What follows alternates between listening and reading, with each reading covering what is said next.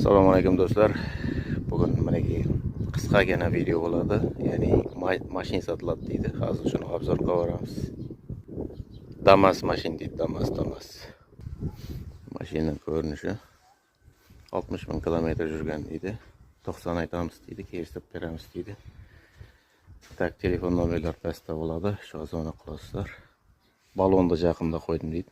Balon novi deydi, 60 ming kilometr yurgan. Manzil Naymankul OFY'da. Naymankulda. Nayman kolxozda eski. Bayag'i Nayman kolxoz. Shuning obzorlari.